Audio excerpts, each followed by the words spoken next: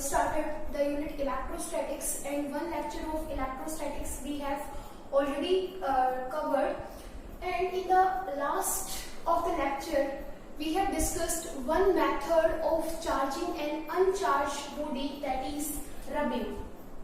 Rubbing is one method by which we can charge an uncharged body. Suppose you have two uncharged bodies, one is glass rod and second is silk cloth. While rubbing these two bodies get charged. ये हमने yesterday's lecture में study किया था. You know, an atom is electrically neutral. Atom is the basic entity of the material. Atom के अंदर at the central core, आपने study किया है ड्यूअल नेचर के अंदर, at the atom, suppose this is atom, because material is made up of atoms and molecules. So किसी भी matter के मटेरियल की बात करें, that is made up of atoms and molecules. So at the central core of the atom there is positively charged nucleus, and around the nucleus negatively charged electrons are revolving around this nucleus in circular orbits. This you have studied, and you know, on an atom is electrically neutral. That means suppose this is a body, this is made up of atoms and molecules. Inside the body positive number of charges are there. Positive charges are there, one positive, one negative, again positive, negative, positive, negative, positive, negative, positive, negative, positive, negative. Here 3 plus 3, that means 6 charges are positive charges, and equal number, that means 6 charges are negative charges. 6 charges are negative charges, and the total charge on the body, and I will say total charge ना बोल के net charge on the body is 0. That's why the atom or material is electrically neutral in nature. तो कैसे हम किसी body को charge कह सकते हैं? When a body is said to be charged, तब किसी बॉडी को चार्ज हम बोल सकते हैं, क्योंकि यहाँ से तो हम देख रहे हैं कि this body is electrically neutral because net charge जो है वो कितना है? 0. Because जितने नंबर ऑफ किसी बॉडी के अंदर पॉजिटिव चार्जेस है उतने नंबर ही नेगेटिव चार्जेस हैं. तो टोटल चार्ज किसी भी बॉडी पे कितना है? Net charge on a body is 0. तो जब तक किसी बॉडी के ऊपर नेट चार्ज 0 रहेगा तब तक that body is said to be electrically neutral. तो if we want to charge a body, so किसी भी बॉडी को चार्ज तभी कह सकते हैं जब यहाँ पे नेट चार्ज 0 ना हो के कुछ ना कुछ नेट चार्ज वहां पे हो. तो वो कैसे हो सकता है? आपको पता है जब किसी बॉडी से चार्ज कब ट्रांसफर होते हैं? जब एक्चुअल में पार्टिकल्स ट्रांसफर होते हैं, इलेक्ट्रॉन्स ट्रांसफर होते हैं और इलेक्ट्रॉन के ऊपर चार्ज होता है, देन वी कैन से कि charge is transferring. That means electron are transferred from one body to the another body. तो इलेक्ट्रॉन के ऊपर चार्ज होता है तो वो चार्ज क्या करता है? ट्रांसफर होता है विद द इलेक्ट्रॉन्स. इलेक्ट्रॉन के ट्रांसफर के साथ क्या हो रहा है? चार्ज ट्रांसफर हो रहा है. तो सपोज आप दो बॉडीज ले रहे हो, one is glass rod and second is silk cloth. दोनों को रब कर रहे हो. रब करने से जो फ्रिक्शनल फोर्स को ओवरकम करके एनर्जी मिल रही है इलेक्ट्रॉन्स को, और वो इलेक्ट्रॉन्स, दोनों बॉडीज के पास फ्री इलेक्ट्रॉन्स है. लेकिन जिस बॉडी का, आप समझो थोड़ा सा, the body which has lower work function, in dual nature we have studied about the work function कि every metal surface has its own work function. अगर किसी बॉडी को अगर आप उतनी एनर्जी दे देते हो तो that electrons can leave the surface. तो ग्लास रॉड और सिल्क में से जिस भी बॉडी का वर्क फंक्शन कम होगा उसके इलेक्ट्रॉन्स इजीली उसकी सरफेस को क्या कर सकते हैं? लीव करके दूसरी सरफेस के ऊपर क्या हो सकते हैं? ट्रांसफर हो सकते हैं. तो जब ग्लास रॉड और सिल्क क्लॉथ को आप रब कर रहे हो तो आपने पहले भी स्टडी किया होगा, glass rod becomes positively charge and the silk cloth becomes negatively charge. ये आपके पास ग्लास रॉड है और ये आपके पास सिल्क का क्लॉथ है. तो ग्लास रॉड के ऊपर अगर पॉजिटिव चार्जेस आ रहे हैं और सिल्क क्लॉथ के ऊपर अगर नेगेटिव चार्जेस आ रहे हैं तो वो तभी हो रहा है कि जो इलेक्ट्रॉन्स हैं उन्होंने ग्लास रोड की सरफेस को लीव किया है और कहां पे ट्रांसफर हो गए हैं, सिल्क क्लॉथ के ऊपर।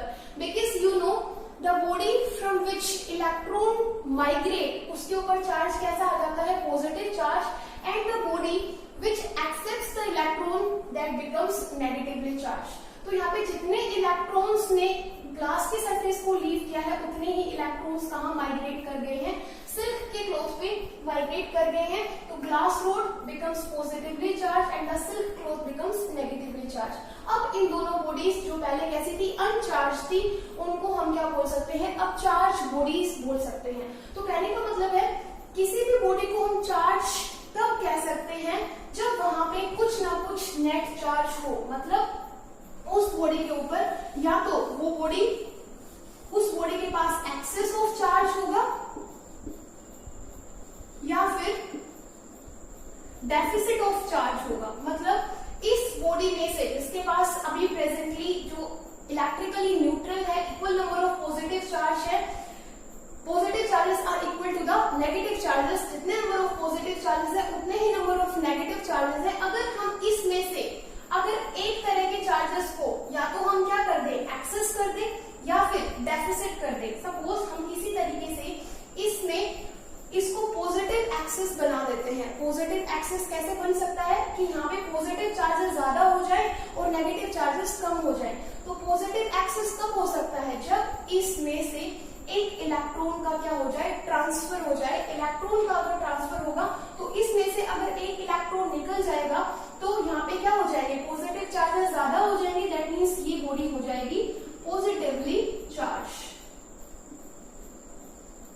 और जो बॉडी इस इलेक्ट्रॉन को क्या करेगी, एक्सेप्ट करेगी, उसके पास नेगेटिव एक्सेस हो जाएंगे, क्योंकि जो भी बॉडी इलेक्ट्रॉन को गेन करती है उसके ऊपर चार्ज कैसा आ जाता है, नेगेटिव। तो पहले तो यहाँ पे जितने पॉजिटिव थे उतने ही नेगेटिव चार्ज थे, लेकिन अगर ये एक इलेक्ट्रॉन को गेन कर रही है दैट मीन्स यहाँ पे एक नेगेटिव चार्ज क्या हो गया है, बढ़ गया है। तो यहाँ पे नेगेटिव चार्जेस का क्या हो जाएगा, इस बॉडी पे एक्सेस हो जाएगा, इस बॉडी पे पॉजिटिव चार्जेस का एक्सेस हो जाएगा।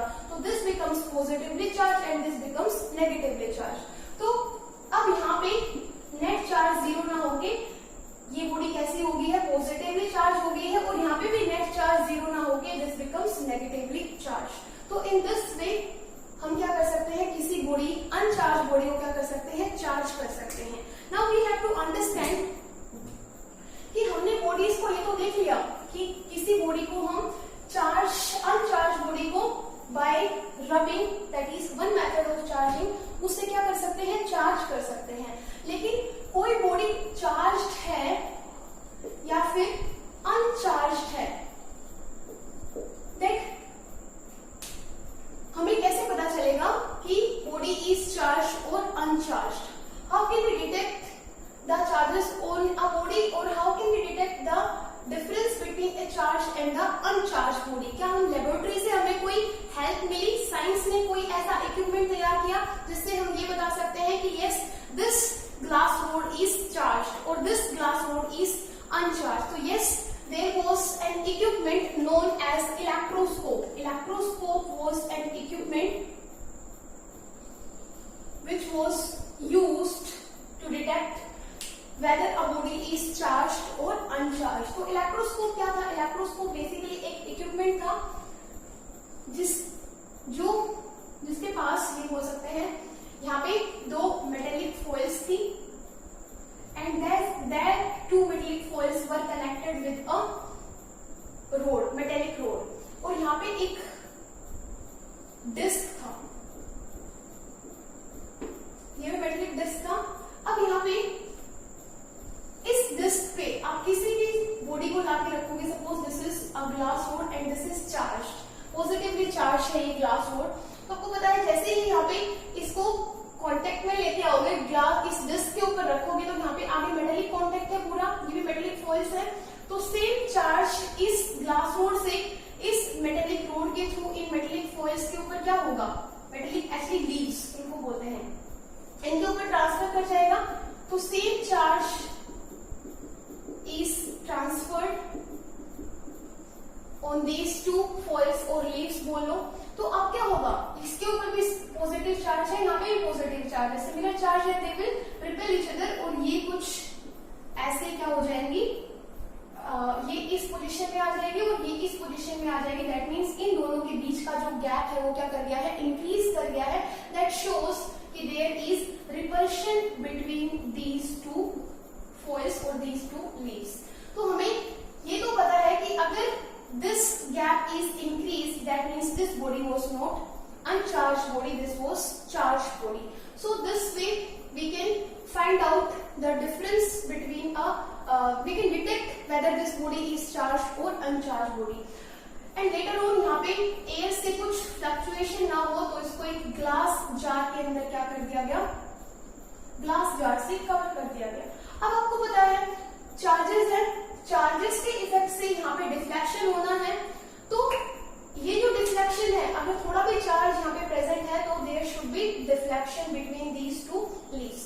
तो उसके लिए क्या किया कि यहाँ पे हमें जो मटेरियल इन फॉइल्स को या इन लीव्स को बनाने के लिए चाहिए वो ऐसा मटेरियल चाहिए जिससे कि ये जो फॉइल्स है जितनी थिन हम बना सके उतनी बना पाए, मतलब जितना थिन हो सकता है। And you know the best material for this is gold, because you know gold can be drawn into thin sheets। कितना ही thin आप उससे क्या बना सकते हो, thin sheets में उसको extract कर सकते हो। So gold is the best material for this।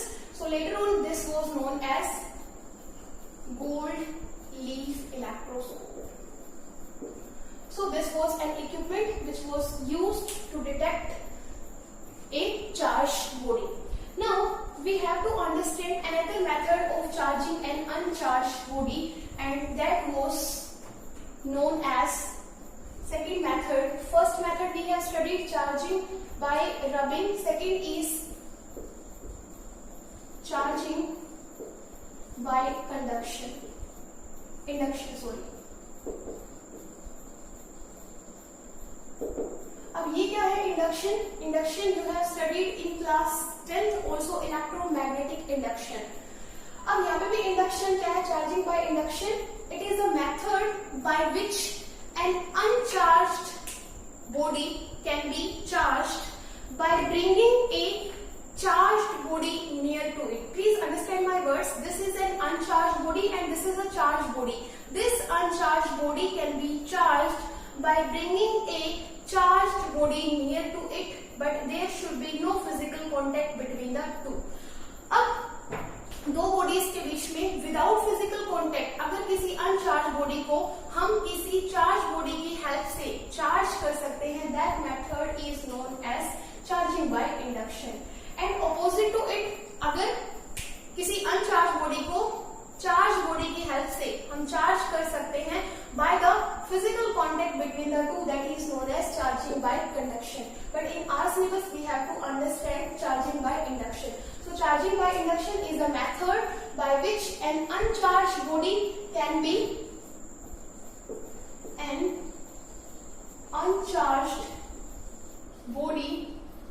be charged by bringing near to it a charged body। कि अगर इसके पास हम कोई चार्ज बॉडी ले आए तो ये अनचार्ज बॉडी भी कैसी हो जाती है, charge. Suppose this is a metallic sphere and this is placed on a metallic stand and you know electrically it is neutral. जितने नंबर ऑफ पॉजिटिव चार्जेस है उतने नंबर ही नेगेटिव चार्जेस भी होंगे। When we brought near to it a positively charged glass rod, हम इसके पास लेके आए तो उससे क्या हुआ कि यहाँ पे जो फ्री इलेक्ट्रॉन्स थे वो सारे इधर माइग्रेट कर गए due to the force of attraction, क्योंकि यहाँ पे पॉजिटिव चार्जेस है। तो फ्री इलेक्ट्रॉन्स इस ग्लास रोड के जो नियर एंड है मेटेलिक स्फीयर का उसके ऊपर माइग्रेट कर गए। तो यहाँ पे जो ये मेटेलिक स्फीयर है उसको इलेक्ट्रिकली न्यूट्रल होना है। तो यहाँ पे अगर 4 इलेक्ट्रॉन्स यहाँ पे आ गए हैं, नेगेटिव चार्जेस अगर यहाँ पे आ गए हैं तो उतने ही पॉजिटिव चार्जेस यहाँ पे भी होंगे, because this should be electrically neutral. तो ये पोजीशन हो गई अब इस मेटेलिक स्फीयर की। अब क्या करेंगे, हमने इस मेटेलिक स्फीयर को क्या कर दिया, ग्राउंड कर दिया। This is still under the effect of positively charge road. यहाँ पे जितने नेगेटिव चार्जेस हैं इस एंड पे, उस एंड पे उतने ही पॉजिटिव चार्जेस हैं। इसको हमने ग्राउंड कर दिया है इस एंड को। तो ग्राउंड करने से क्या होगा कि अर्थ से जो नेगेटिव चार्जेस है या इलेक्ट्रॉन है वो यहाँ से कहाँ माइग्रेट कर जाएंगे, इस एंड में माइग्रेट कर जाएंगे, और इलेक्ट्रॉन्स के ऊपर पॉजिटिव नेगेटिव चार्ज होता है वो इन पॉजिटिव चार्जेस को क्या कर देंगे, न्यूट्रलाइज कर देंगे। तो अब क्या होगा, इसको हमने ग्राउंड से हटा दिया, this is still under the effect of glass rod. यहाँ पे सिर्फ क्या हो जाएंगे, नेगेटिव चार्जेस रह गए, ये चार्जेस पॉजिटिव चार्जेस क्या कर दिए हमने, न्यूट्रलाइज कर दिए। अब जब तक this sphere is under the effect of glass rod, ये नेगेटिव चार्जेस यहीं पे रहेंगे। जैसे ही हम इस ग्लास रॉड को यहाँ से रिमूव कर देंगे, these negative charges would spread on the metallic sphere uniformly. So this is second method of charging an uncharged body, that is charging by induction. Next we have to understand about the quantization of charge. Quantization of charge क्या होता है? Next is quantization of charge. This you have studied in class 10th also. Quantization of charge is a property by virtue of which charge on a body is given as Q equal to NE. Quantization of charge is a property by virtue of which charge on a body, Q is charge on a body, is an integral multiple. यहाँ पे n क्या है? n is an integer, जिसकी value positive भी हो सकती है, negative भी हो सकती है, बिकॉज यू नो इलेक्ट्रॉन्स के ऊपर चार्ज कैसा होता है, नेगेटिव चार्ज होता है, और प्रोटॉन्स के ऊपर चार्ज कैसा होता है, पॉजिटिव चार्ज होता है। तो charge on a body is an integral multiple of basic unit of charge, that is E. E is the basic unit of charge that is carried by the electron as well as proton. तो किसी भी body पे जो charge है that is quantized, that is an integral multiple of basic unit of charge. अब यहाँ पे n क्या है, इंटीजर है, तो किसी भी बॉडी के पास जो टोटल चार्ज होगा that is an integral multiple of this basic unit of charge. तो Q इक्वल टू NE है, this is known as quantization of charge. Suppose किसी बॉडी के पास यहाँ पे E की जो वैल्यू होगी, basic E would be 1.6 into 10 to the power -19 coulomb, ठीक है, plus minus, plus 4 protons, negative 4 electrons.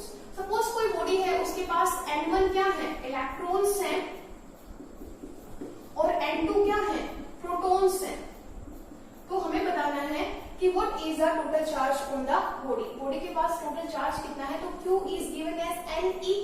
तो N यहाँ पे कितना है, इलेक्ट्रॉन्स कितने हैं, N1 है, तो minus of N1E plus N2, क्योंकि प्रोटॉन्स के ऊपर चार्ज कैसा होता है, प्लस होता है, तो N2E। अब यहाँ से हम क्या कर सकते हैं, हम यहाँ से ये कर सकते हैं Q इक्वल टू E को हम कॉमन ले सकते हैं, N2 माइनस N1, क्योंकि N1 इलेक्ट्रॉन्स है और N2 क्या है, प्रोटॉन्स है। हमें पता है N1 और N2 दोनों ही क्या है, इंटीजर है, तो N2 और N1 का जो डिफरेंस होगा वो भी क्या आएगा, हमें एक इंटीजर ही मिलेगा। तो अगेन जो चार्ज ऑन द बॉडी है वो क्या होगा, N तो आपको इंटीजर ही, डिफरेंस इंटीजर ही मिलेगा, तो again integer multiplied by E। तो again charge on the body is integral multiple of the charge present on electron as well as proton, तो उसका इंटीग्रल मल्टीपल होगा। तो this is quantization of charge. अब quantization of charge suppose हम ये करें कि कोई एक बॉडी है, अब यहाँ पे Q क्या हो सकता है, N की वैल्यू क्या हो सकती है, इंटीजर में है, तो N की वैल्यू किसी भी बॉडी के ऊपर जो चार्ज है वो कितना हो सकता है, charge can be plus minus 1E हो सकता है।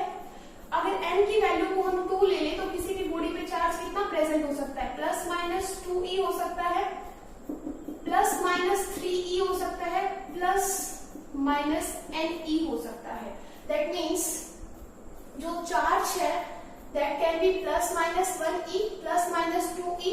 अगर हम यहाँ पे वैल्यू पुट करें प्लस माइनस 1 इंटू E की value, E is 1.6 into 10 to the power -19 coulomb, 1.6 into 10 to the power -19 coulomb. किसी भी बॉडी पे ये चार्ज हो सकता है, किसी भी बॉडी पे प्लस माइनस 2 इंटू E की value 1.6 into 10 to the power -19 coulomb, plus minus 3 into 1.6 into 10 to the power -19 coulomb, plus minus 4 into 1.6 into 10 to the power minus 19 coulomb.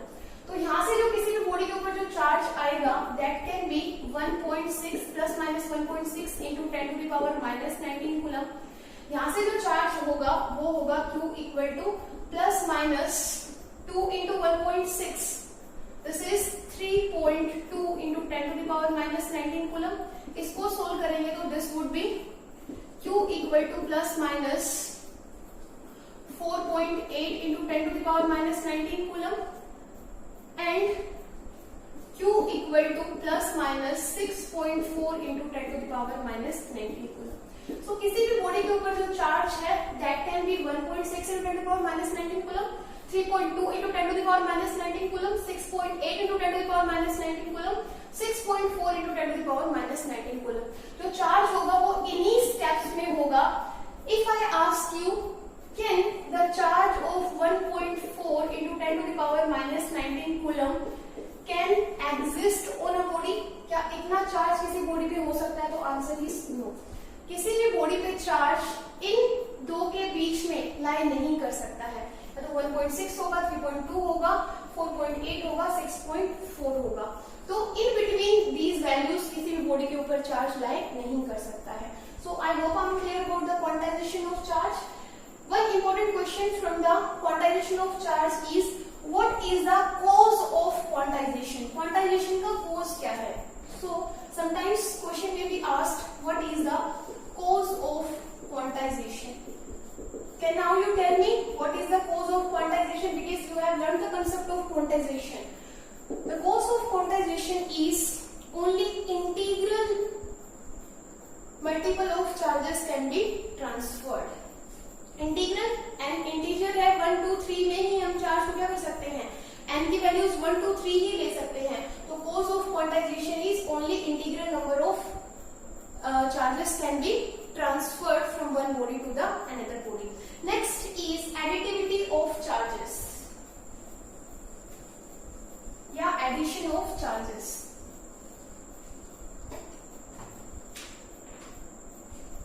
Additivity